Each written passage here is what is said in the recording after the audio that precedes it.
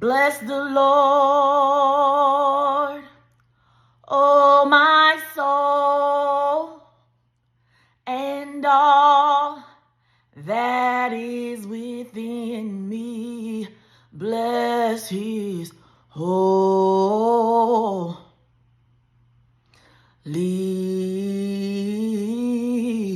name. Hallelujah. Bless the Lord, oh my soul. Okay. Bless the Lord. Hey, today's video is about soul captivity. Soul captivity. I heard someone saying they were talking about a book they were reading, and they mentioned that word, soul captivity. And the book was in a fantasy genre, and it was about someone that had to save another because their soul was held captive.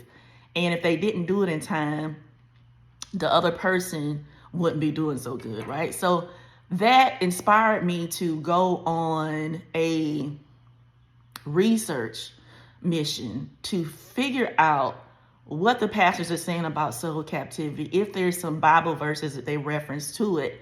Because a lot of us, we notice the symptoms of soul captivity, but I don't think I've ever heard someone say the actual term soul captivity.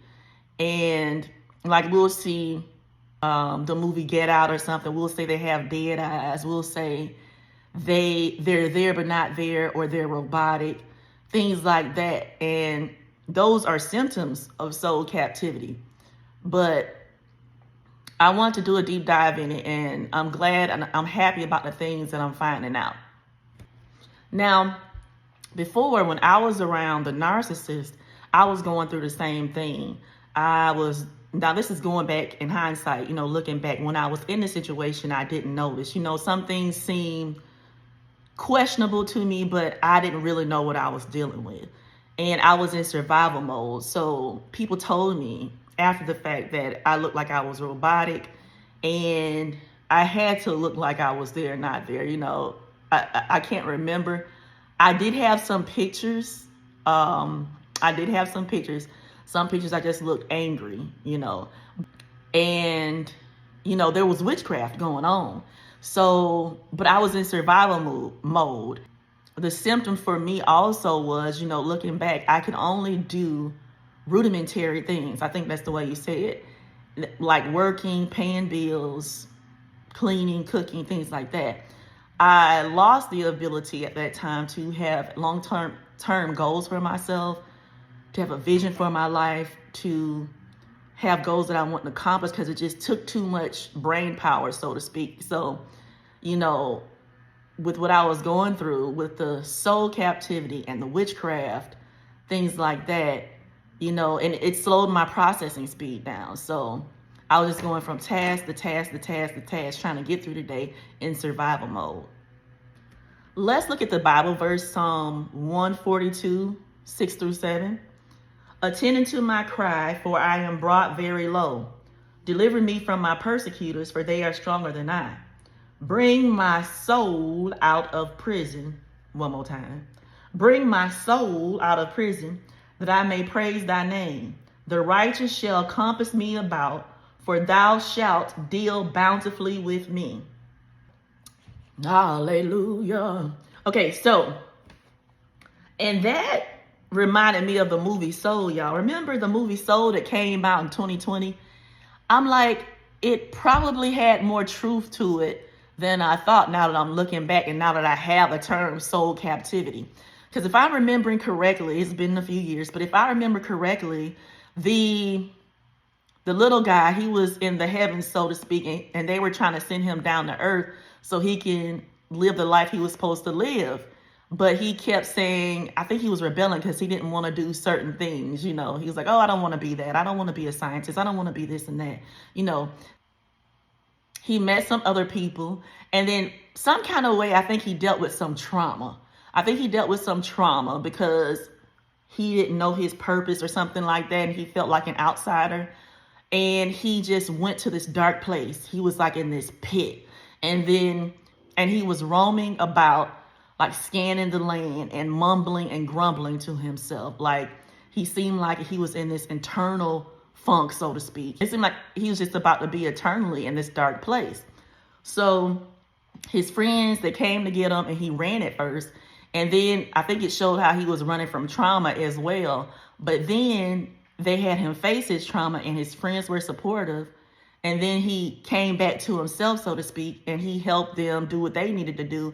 And he, at the end of the movie, he got to go down and live the life he was supposed to live on earth. Okay, so it sounds like after certain types of trauma, maybe rejection and things like that, his soul was captive.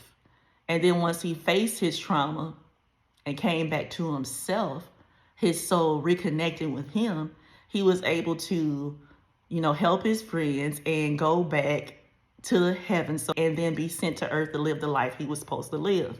I may go back and watch that movie again, but yeah.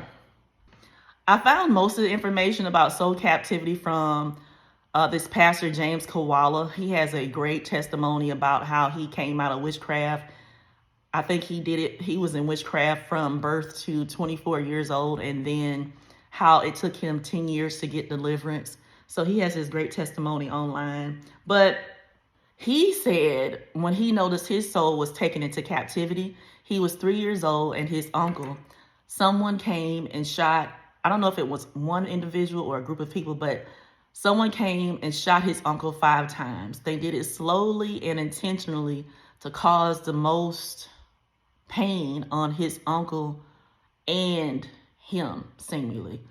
Okay, so he said when he seen his uncle die at 3 years old, that's when his soul was taken captive from that trauma. He said at that point he no longer had feelings for a human being. And then, later on, after he turned his life to Christ and he got deliverance, things changed. But at that point, he no longer had feelings for a human being. Yeah, I thought that was interesting how he told his own story.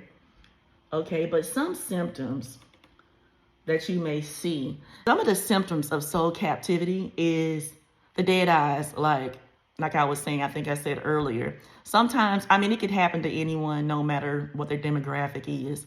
But sometimes you can see it in celebrities. Like, if you go back and look at their younger videos where they're bright, bubbly eyed, there's a lot of expression in their eyes. They're happy and joyous about life, and they're happy about where their career is going. You go back and then you go forward and look a decade later, or maybe 2 decades later, and then you can see that they've been through trauma, that they may have the dead eyes, their eyes are expressionless, and if they do smile, it's like they're forcing the smile. I noticed with one celebrity, very popular celebrity, they blink a lot during their interviews, and it looks like it's a blink from trauma. It's like a nervous blink, during their interviews. But if you go back and look at an interview when they just started with their career, they have those expressive eyes. They're happy. They're not blinking a lot. So that's what I noticed. And then another pastor was like, if you see yourself in jail in your dreams, if you are constantly not doing what you say. Now, these things, they could be considered, but that could also be tied to other things. But I'm going to go through the list. There could also be a barrier to their progress. Now, I've heard of the spirit of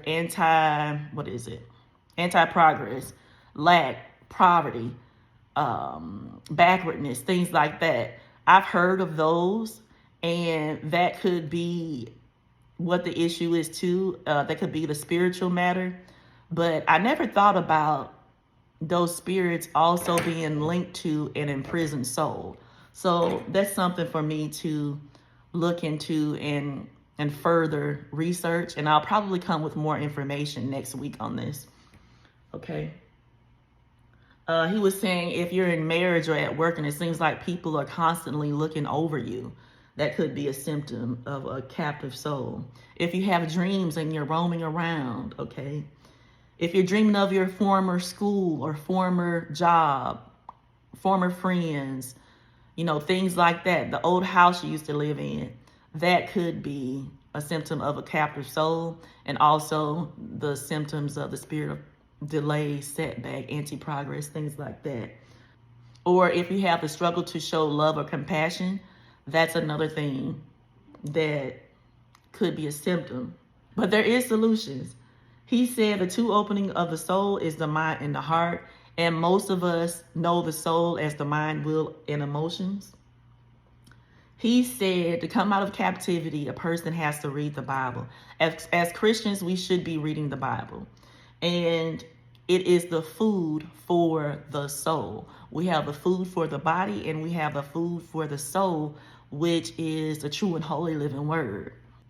You know how sometimes as Christians, we don't know what to ask, so we may pray prayers like, Father, I don't know what to ask, but please help me. Or we may pray in tongues. But his suggestion was we can ask Jesus what happened to our soul, and is our soul in captivity, or is parts of our soul in captivity? And we can ask him to set our soul free and restore our soul. We can do that. So that's something to consider. I think with better questions, we probably get better results in all aspects of life. But a lot of times we just don't know what to ask. So God help us. God help us. He also said deliverance is deliberate. It's not a passive process. We have to have a strategy, a plan for deliverance. It's a process to transformation.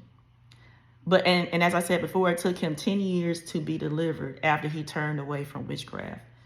It's a deliberate decision to walk the journey for deliverance.